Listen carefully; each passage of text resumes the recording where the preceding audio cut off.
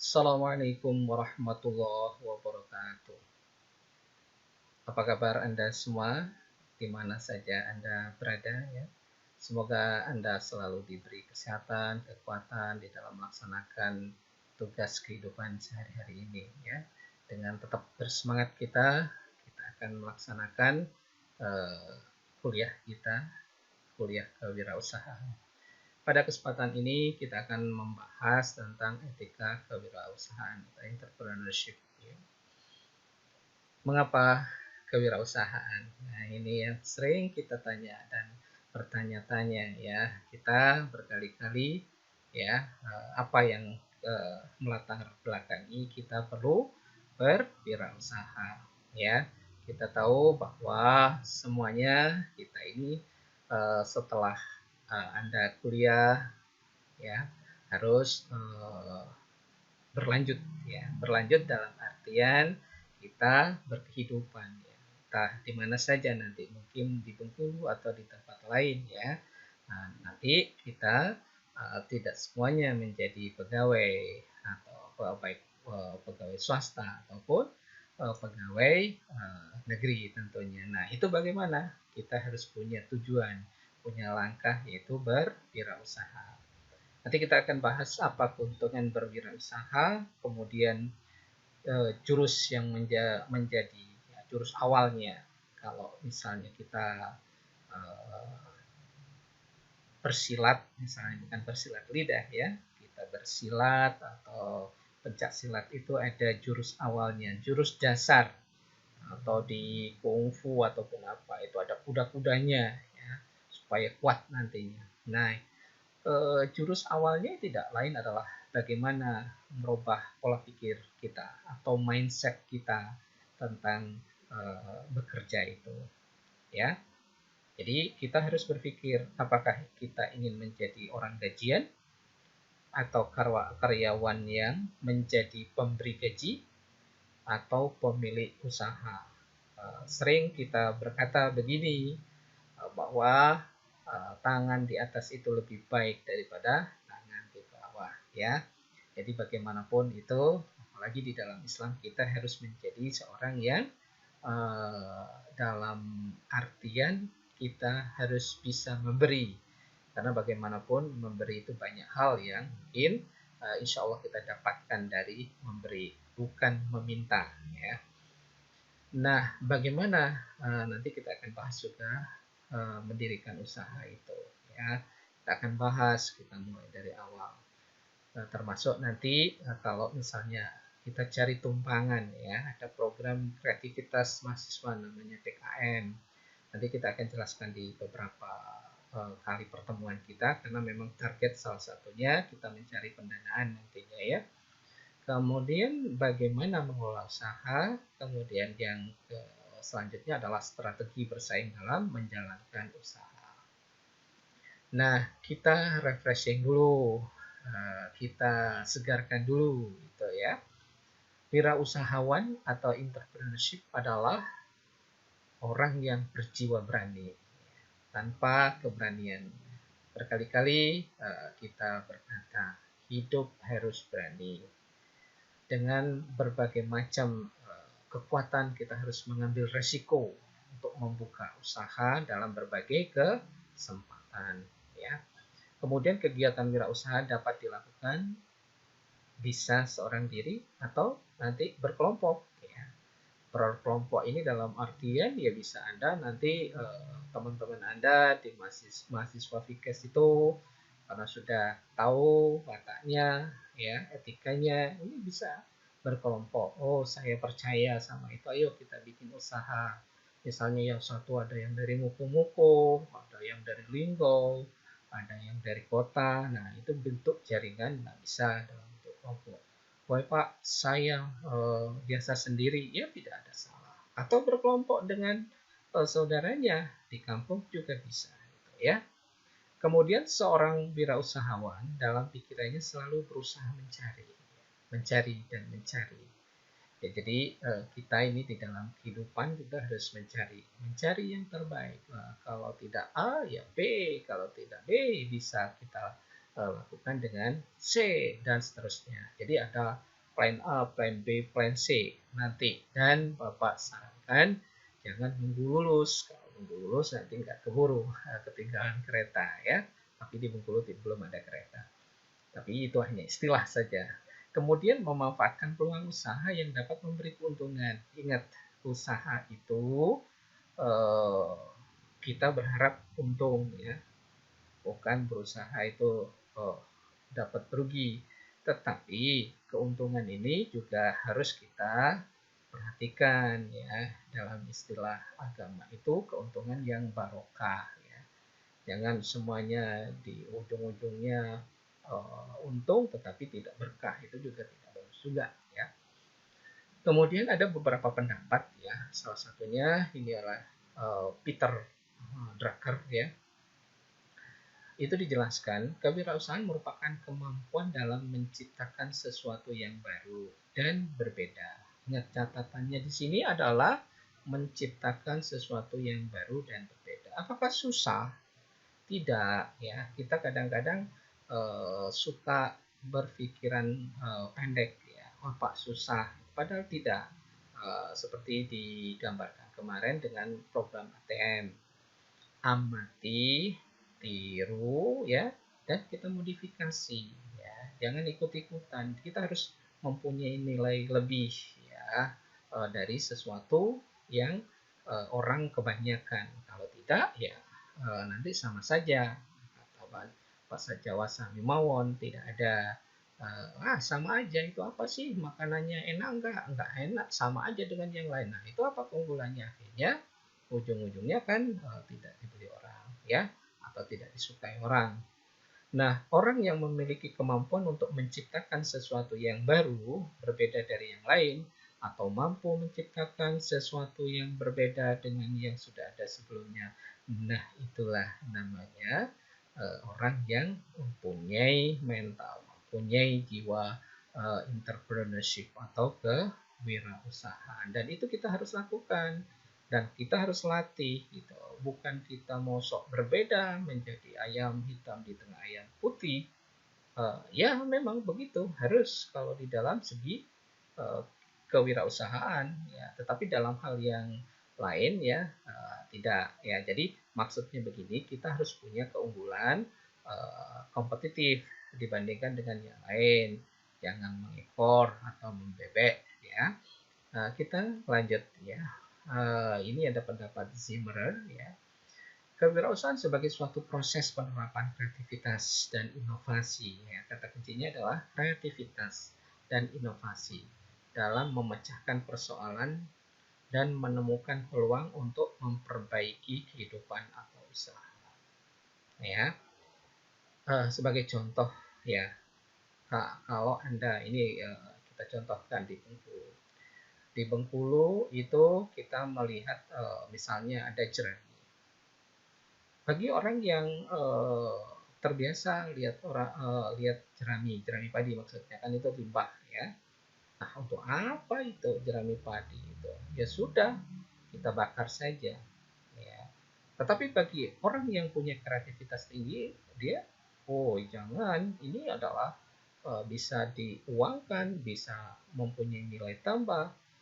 Maka dibikinlah suatu inovasi, dibikin kerajinan sandal yang memang sebetulnya kalau di luar negeri itu sangat teknik dan bisa diekspor dan bahkan sangat dibutuhkan. Kita beberapa kali melihat bagaimana dampak pandemi ini terhadap berbagai macam usaha ya, yang tikar, yang tidak bisa jalan. Tetapi di sebagian ini kemarin kita melihat di televisi bagaimana awalnya dia usaha mebel, sekarang dia usaha mainan kreatif untuk anak-anak ya, dari limbah-limbah kayu sebetulnya, bahkan dia permintaannya nggak habis-habisnya.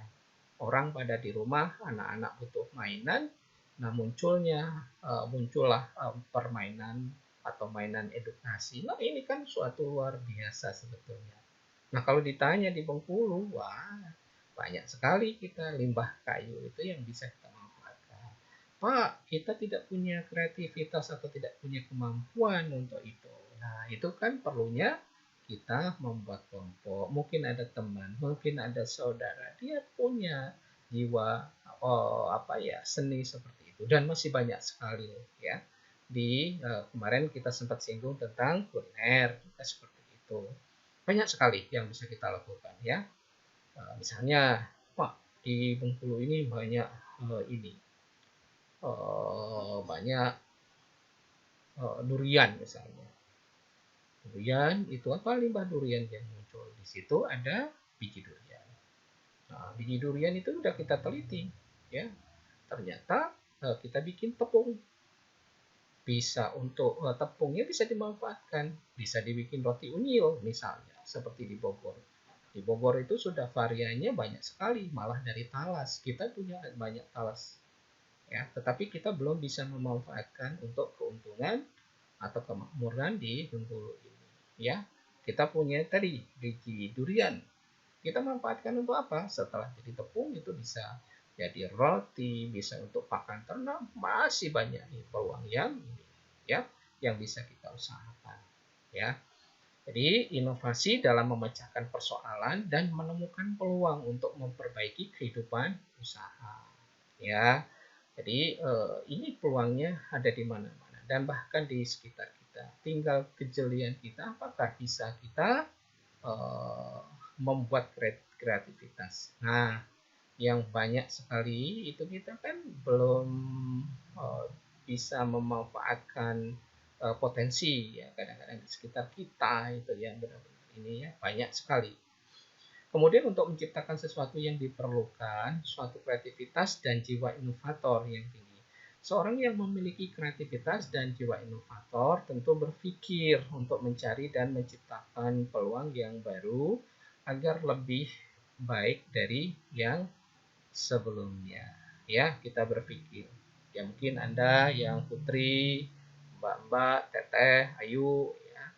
Dulu kita tidak terpikir pakai jilbab itu macam-macam. Ya. Modelnya macam-macam. Ada yang di dalamnya miring-miring itu apa namanya ya, di dalam biko jilbabnya bisa seperti itu, belahnya tidak simetris ya. Kalau kita berpikir kalau dulu orang memakai jilbab seperti itu dikatakan loh kok agak kurang ini ya, kurang waras. Nah, tapi sekarang itu menjadi tren. Nah, itu kan bagaimana kita menginovasi ya, kemudian kita menjadi influencer ya, istilah kerennya sekarang. Nah, akhirnya menjadi sesuatu yang menarik, orang banyak pakai ya, iya, seperti itulah. Kita harus menciptakan kreativitas yang lebih baik ya. Nah, ini kita simpulkan sementara ya. Suatu kemampuan dalam hal menciptakan kegiatan usaha ya. Sekecil apapun ya. Semangat Anda harus memulai ya. Apalagi dengan kondisi sekarang ya, kita jangan sampai kita dikalahkan dengan kondisi, karena kita kan tetap harus hidup, kita harus melakukan aktivitas, berupaya semaksimal mungkin. Ingat, Anda pintar semua ya. Tidak ada orang yang bodoh. Allah menciptakan manusia itu adalah sebaik-baik kejadian ya. Coba bayangkan binatang atau cicak itu sedemikian, dia tidak punya akal ya, tetapi dia bisa menangkap nyamuk ya, walaupun dia terbang ke sana ke sini. Mereka tidak punya apa-apa. Nah, kita punya pikiran, kita punya tangan, kita bisa bergerak, kita bisa punya mata yang sempurna dan semuanya ya. Nah, itu kita harus manfaatkan. Kemudian berikutnya adalah kemampuan menciptakan, memerlukan adanya kreativitas. Nah, ya inilah kreativitas ini dan inovasi ini yang harus kita tumbuhkan, kembangkan. Kalau perlu tanyakan, ya muhasabah pada diri Anda. Tapi jangan terlalu lama muhasabahnya atau mengoreksi dirinya. Kita pelan-pelan kita tanya, saya ini bisanya apa? Oh Pak, masak ini Pak, mie misalnya. Nah, mie ya bikin kreativitas mie itu. Apakah bikin omelet yang enak, atau bikin bakso mie, atau bikin apa saja ya, kombinasi mungkin mie jengkol atau mie jering ya, atau lebih sadis lagi atau mie kabau ya di sini. Ya mungkin orang, ya inovasi seperti itu yang harus kita munculkan nanti bikin ya semacam apa namanya ya, jadi trendsetter. Jadi harus dibikin gebrakan, oh buat enak ini nanti misalnya bisa meningkatkan imunitas mie jengkolen misalnya atau mie kabawan atau ya monggo silakan yang terus menerus untuk menemukan sesuatu yang berbeda dari yang dari sudah ada sebelumnya. Ini kuncinya kreativitas, inovasi, dan kita dapatkan sesuatu yang beda dari sebelumnya. Kemudian kreativitas dan inovasi tersebut pada akhirnya mampu memberikan kontribusi bagi masyarakat lainnya. Nah akhirnya ya kita berharap produk Anda atau yang Anda upayakan itu akan memberikan mengangkat yang pertama mengangkat diri Anda sendiri ya. Setelah mengangkat diri Anda sendiri eh, apa namanya mengangkat keluarga Anda. Mengangkat ke keluarga Anda mengangkat keluarga sanak saudara Anda. Dan setelah itu masyarakat di sekitar Anda. Itu sudah banyak contoh ya kreativitas yang muncul justru di masa pandemi ini. Nah, kita berharap walaupun nun jauh di sana cuma dengan suara silaturahim kami ya Anda tetap berhubungan dengan kami, tetap bersemangat. Ayo kita bangun untuk diri Anda sendiri, untuk orang tua Anda, dan seterusnya. Ya, kita lanjut lagi. Nah, si seorang wirausahawan harus memiliki kemampuan yang kreatif dan inovatif dalam menemukan dan menciptakan berbagai ide. Setiap pikiran dan langkah wirausahawan adalah bisnis. Ya. Jadi silahkan aja langkah bukan beda ya bisnis dengan matre ataupun ini beda bisnis kita lakukan dengan upaya bagaimana memanfaatkan sumber daya alam dengan kreativitas dan inovatif. Tapi ada catatannya, jangan merusak ya, merusak lingkungan dan lain-lain yang kira-kira nanti mengganggu lingkungan yang ada. Kemudian bentuk kegiatan wirausaha ya. Nah, apakah Anda mau kelola sendiri? Boleh, tidak ada yang melarang ya. Kalau Anda memang punya kemampuan ya, itu bisa kita lakukan atau Anda lakukan sendiri. Pak, belum bisa Pak. Bisa dengan orang lain. Ya, Pak, belum bisa juga dengan orang lain, belum ada modal. Bisa patungan. Ya. Kita sebagai manusia sosial kan selalu bersilaturahim, berhubungan dengan orang. Ya. Jangan segan-segan kita melakukan silaturahim, kita ngobrol. Nah, disitulah kita membentuk jaringan. Dan Anda bersyukur ya, kuliah itu kan punya teman-teman baru, bahkan di seluruh Bengkulu, kemudian bahkan ada di luar provinsi Bengkulu, gitu ya. Itu kelebihan dan Anda harus bisa memanfaatkan. Nah, contoh yang sederhana saja. Ada teman kamu di Linggau misalnya. Di Linggau itu butuh apa sih? Nah, Anda ada di Bengkulu misalnya. Di Bengkulu butuh apa? Nah, kita barter apa dengan kondisi. Caranya bagaimana? Kan sekarang sudah bisa online, bisa sosial media. Nah, kita manfaatkan itu, ya. Pak, di misalnya di Linggau itu banyak sumber ini, Pak. Sumber daya alam misalnya. Ada beras bagus, ada ikan ataupun apa, bibit ikan atau telur itu kita kirim saja. Itu sesuatu ya upaya yang sebetulnya mudah, tapi ingat ya, Anda sebagai sarjana harus ada nilai tambah calon sarjana ya, ataupun pola pikir yang Anda sudah mempunyai pola pikir yang nantinya menjadi sarjana harus mempunyai nilai lebih ya. Jangan misalnya cuma dijual dalam bentuk telur misalnya, itu nilai tambahnya ini sedikit. Coba kalau misalnya telur itu diasinkan, rasa nano-nano, rasa stroberi, kalau telur asin, rasa asin kan sudah biasa. rasa bawang dan lain-lain ya. Itu bisa ya. Kemudian berikutnya dikelola sendiri artinya pengusaha memiliki modal uang dan kemampuan langsung terjun mengelola usahanya. Dikelola orang lain artinya pengusaha cukup menyetor sejumlah uang dan pengelolaan usahanya diserahkan kepada pihak lainnya. Silahkan Anda maunya seperti apa ya. Oke, kita lanjut. Cara berwirausaha. Bagaimana caranya? Nah, wirausaha dapat dijalankan seorang atau sekelompok orang tadi ya. Kalau tidak bisa atau tidak mampu sendiri, berkelompok. Anda kesempatan, Anda punya teman ya. Bentuklah atau buatlah jaringan ya. Itulah fungsi teman, saling berdiskusi. Bagaimana kita ya nanti kondisi kayak gini nih, belum bisa kita bergabung di kampus. Yuk kita bikin upaya, yuk kita bikin usaha ya dari kecil-kecilan saja ya, dari modal yang kecil. Bapak berharap nanti setelah mata kuliah ini ada muncul wirausahawan baru ya, walaupun jangan dinilai ininya, tetapi ada peluang yang bisa Anda lakukan. Kemudian jenis usaha yang dijalankan dapat bersifat komersial dan sosial atau kedua-duanya. Ya. Kita ada aspek sosialnya, bisa membantu kawan misalnya, yang kebetulan dia punya kemampuan tapi tidak ada punya modal. Nah, kan bisa bantu temannya. Anda kebetulan punya modal, ayo sharing. Saya nggak bisa buat itu, tapi saya punya nih. Gitu. Ya, ini bisa dilakukan. Kemudian memiliki modal sekaligus menjadi pengelola. Nah, ini paket komplit ini. Dia punya modal, dia bisa juga mengelola.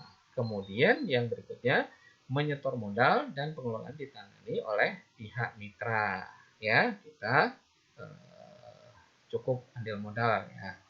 Kemudian dalam bentuk saham sebagai bukti kepemilikan. Wah, ini kalau sudah bersaham-saham ini kalau sudah besar nantinya ya, apakah perusahaan publik ataupun multinasional dan seterusnya. Tapi kita mulai dari hal-hal yang kecil ya, itu yang penting. Nah, kita berlanjut ke etika wirausaha ya. Etika wirausaha ini penting ya. Suatu kegiatan usaha ya harus dilakukan dengan etika atau norma-norma yang berlaku di masyarakat bisnis ya.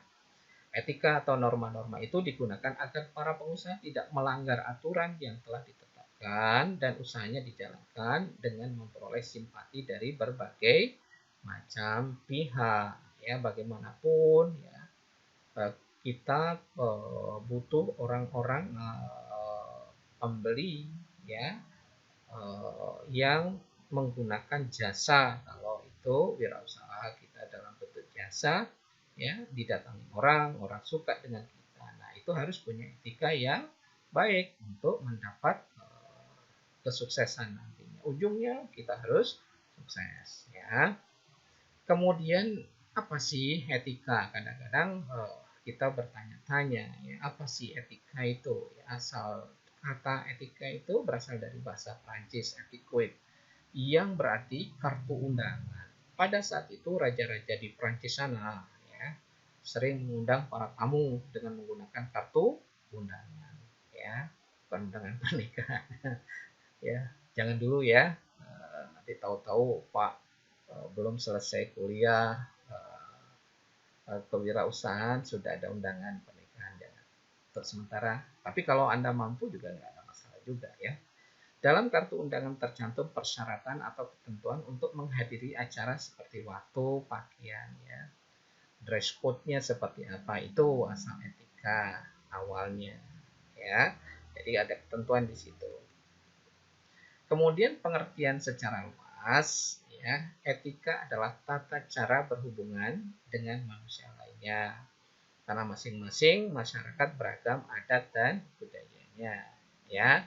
Jadi ini yang pentingnya, tata cara berhubungan dengan manusia lainnya. Di beberapa tempat itu memang berbeda-beda ya.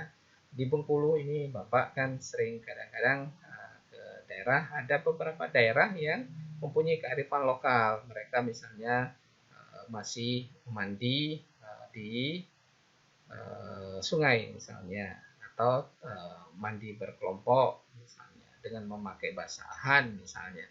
Nah, itu kita harus disesuaikan ya. Kita harus paham, harus ikut dengan daerah tersebut. Itu termasuk etika. Misalnya ada yang lain di dalam kitab bertamu ngandun apa ya istilahnya kata orang di sini atau di selatan, Bapak kurang paham ya. Itu ada batasan waktu misalnya, tidak boleh dari sampai jam 9, misal 9 malam maksudnya, bukan 9 pagi. Nah, itu juga harus kita pahami gitu. Itu adalah kalau kita melakukan hubungan dengan etika disesuaikan dengan norma yang ada, berarti kita orang yang beretika ya. Kemudian etika sering disebut sebagai tindakan mengatur tingkah laku atau perilaku manusia dengan masyarakat. Ini juga ya, yang mengatur tingkah laku masyarakat. Misalnya kalau kita berjumpa, saling bertemu, bertegur dengan menyapa dengan salam. Ya.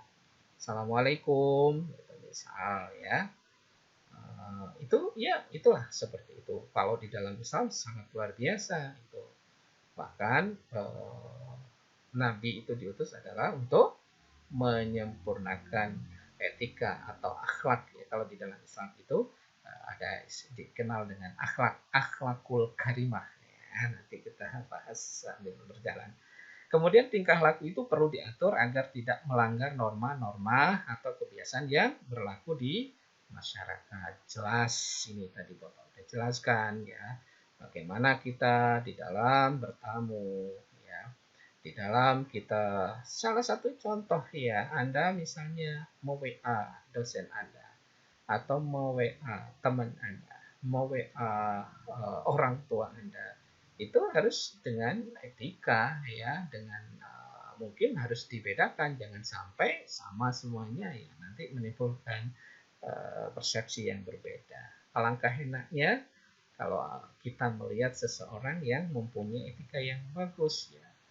Misalnya kalau ketemu dimulai dengan senyum ya, sapa, senyum ya. Daripada dengan muka masam atau sudah jutek duluan. Nah, kita tidak pernah merasakan bagaimana interaksi. Nah, Bapak ini kan tidak melihat muka Anda ya.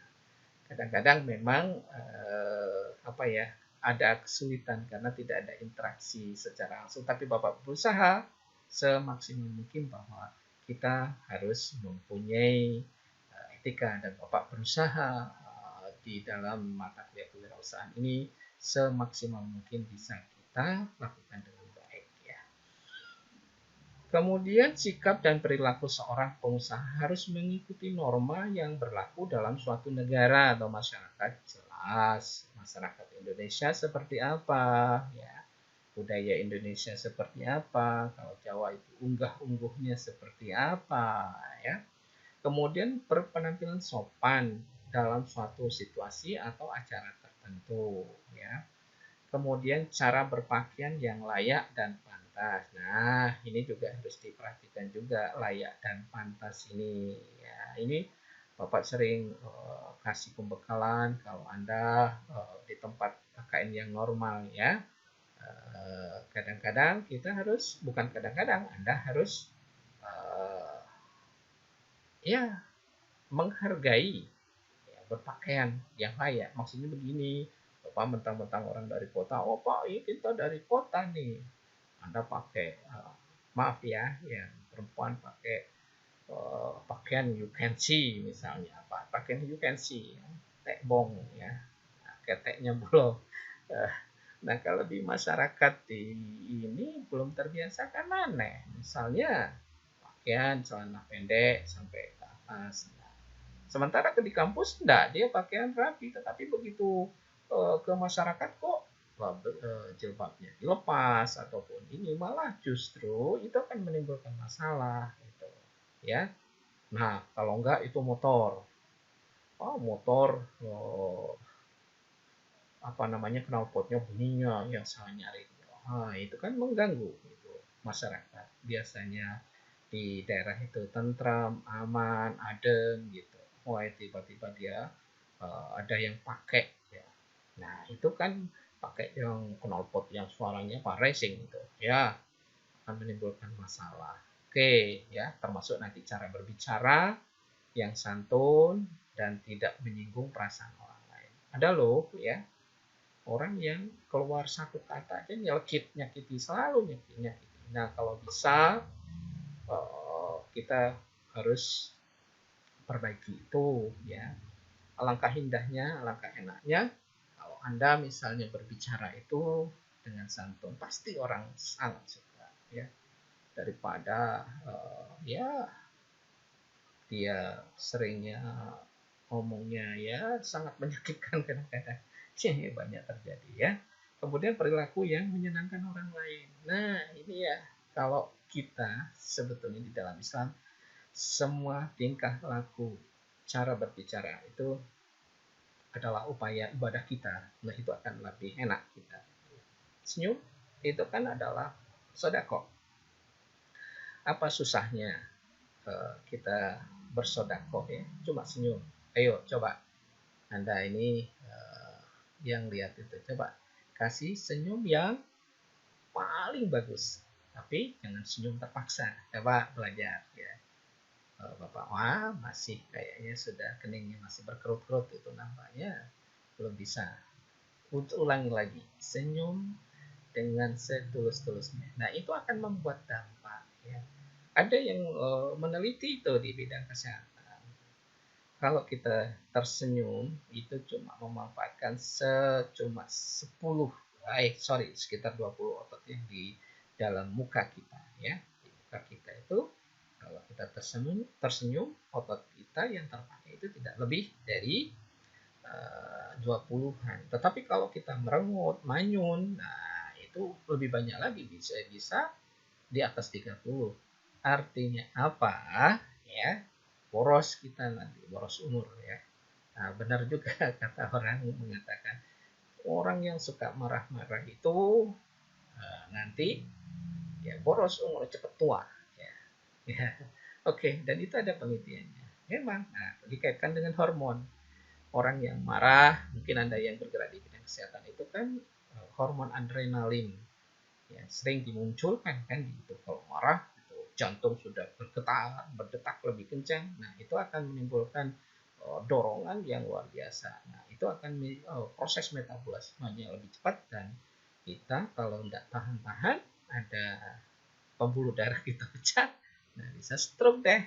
Nah, kita tidak inginkan. Jadi kita di samping belajar etika sewirausaha, kita bisa memanfaatkan pelajaran ini untuk kehidupan kita sehari-hari. Nah, etika dan norma setiap pengusaha itu berkaitan dengan kejujuran. Nah, kita harus jadikan semuanya. Jujur adalah bagian dari kita, bagian dari Anda, bagian dari semuanya. Nah, kalau seorang semua jujur, itu insya Allah bisa kehidupan itu akan tertata dengan baik ya. Kemudian bertanggung jawab, alangkah indahnya juga ya, bertanggung jawab menepati janji. Anda mungkin punya teman, punya yang bedakan ya. Kalau ada teman Anda yang menepati janji, apa rasanya kalau misalnya ada teman juga yang janji sering tidak tepat gitu. Apa rasanya di hati Anda? Itu pasti ada perbedaan. Pasti kita yang lebih suka kalau kita berteman dengan orang yang bisa menepati janji. Ya, ini kaitannya dengan disiplin, ya, taat hukum, suka membantu. Ini benar-benar ya. Carilah nanti pasangan ya, Anda pasti yang perempuan pengen punya suami, ya, perempuan yang laki-laki punya istri ya, carilah ini bisa dipakai semua ini kriteria etika norma ini. Kemudian komitmen dan menghormati, mengejar prestasi ya di dalam hidup ini ya. Ini modal 8 ini kalau Anda bisa pakai di dalam keseharian menjadi jati diri ya, itu insya Allah Anda akan sukses di segala hal ya, termasuk prestasi akademik semuanya, ya. Kalau sudah lengkap ini kejujuran, tanggung jawab, menepati janji, ya, disiplin, taat hukum, ya, suka membantu, komitmen, dan ujung-ujungnya Anda mempunyai prestasi yang bagus. Tujuan dan manfaat etika wirausaha. Tujuan etika harus sejalan dengan tujuan perusahaan. Ya, apa tujuan perusahaan ini? Memakmurkan untuk semuanya, memakmurkan masyarakat. Di samping ya tujuannya adalah keuntungan. Ya, manfaat etika bagi perusahaan, persahabatan dalam pergaulan. Coba alangkah enaknya di dalam komunitas itu orangnya baik-baik, misalnya di perusahaan itu saling membantu, saling berkomitmen, ya, enak pembicaraannya ini, punya etika, sopan santun, ya. Kemudian menyenangkan orang lain. Nah, ujung-ujungnya kan kalau misalnya orang sudah suka, wih perusahaan itu bagus, itu layanannya itu bagus, maka tidak dibujuk pun pelanggan akan menggunakan jasa kita. Kemudian mempertahankan pelanggan ini, kalau pelanggan sudah tertarik, ya suka, itu pasti dia akan senang dengan perusahaan kita, ya. Kemudian membina dan menjaga hubungan. Setelah pelanggan itu suka, harus kita bina dan kita jaga, ya, silaturahim. Apalagi dengan sekarang, ya, zaman sekarang itu tidak hanya kita bertemu, bisa saling sapa di WA jadilah, tapi jangan saling sapa terus, ya, tapi tunjukkan dengan layanan yang baik, ya. Kemudian bagaimana sikap dan perilaku wirausaha? Sikap dan perilaku pengusaha dan karyawan merupakan bagian penting dalam etika wirausaha yang diberikan kepada pelanggan. Adapun sikap yang perilaku tersebut adalah tadi jujur dalam bertindak dan bersikap, rajin, tepat waktu dan tidak malas, murah senyum, ramah tamah, ya, pandai bergaul. Ini kadang-kadang kita itu kok susah benar ya untuk suruh tersenyum. Ramah tamah juga susah. Kenapa sih? Gitu. Karena apa susahnya kita murah senyum? Tapi jangan senyum-senyum sendiri ya. Ya, nanti Anda di rumah sambil lihat ini perkuliahan senyum-senyum sendiri. Ya tapi ya nggak apa-apa juga sih ya. Jadi berarti Anda memperhatikan. Kemudian ramah tamah, pandai bergaul. Yang berikutnya adalah fleksibel dan suka menolong pelanggan. Ya, fleksibel dan suka menolong pelanggan. Ya. Kemudian tanggung jawab dan rasa memiliki perusahaan. Nah, ini sikap-sikap bagaimana membangun perilaku wirausaha. Kemudian ciri wirausaha berhasil nih, sukses tujuannya, ya, memiliki visi dan misi serta tujuan yang jelas, ya. Ke depan itu mau kemana kita ini, ya. Jangan melenceng, ya. Anda misalnya tujuannya ke Simpang 5. Untuk menuju Simpang 5 itu banyak jalan. Ya jangan nanti walaupun jalannya dari mana-mana tapi tetap tujuannya jelas, ya. Misalnya ke Simpang 5 itulah gitu. Jangan melenceng, oh di sana masih ada keramaian tuh, kita nonton. Akhirnya nggak jadi, ya. Nah, kemudian inisiatif dan selalu proaktif. Berorientasi pada prestasi, berani mengambil resiko, tapi tetap perhitungan, ya. Ada istilahnya jangan berani babi. Tidak perhitungan, dia tabrak sana, tabrak sini, dan dia tidak bisa belok gitu, ya. Nanti akhirnya dia yang cilaka, ya. Kemudian kerja keras, bertanggung jawab terhadap segala aktivitas yang dijalankan, komitmen pada berbagai pihak. Kemudian yang kedelapan, mengembangkan dan memelihara hubungan baik dengan berbagai pihak.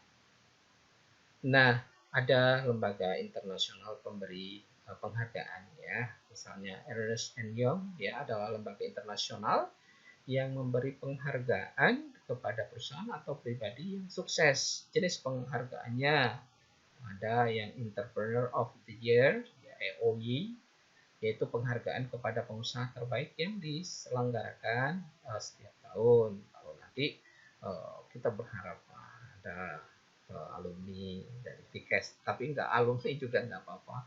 Ternyata sudah berhasil, wah langkah nikmatnya. Salut untuk Anda nanti semuanya. Apakah bisa? Ya insya Allah bisa. Tapi ya tadi usaha, mulailah dari hal-hal yang kecil. Kemudian Lifetime Achievement Entrepreneur ya LAE, yaitu penghargaan kepada pengusaha yang telah memberikan kontribusi berkesinambungan sepanjang masa kerjanya ya. Yang ketiga, Industry and Manufacturing Entrepreneur IME, yaitu penghargaan kepada pengusaha yang bergerak di bidang otomotif, konsumen, dan industri. Yang keempat, Service Special Award for Corporate Spirit ya, yaitu penghargaan khusus di bidang perbankan serta keuangan retail dan logistik.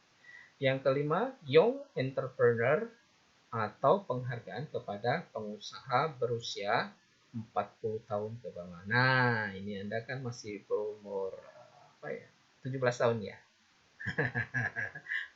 Nah, ini kalau Anda jadi pengusaha bisa mendaftar.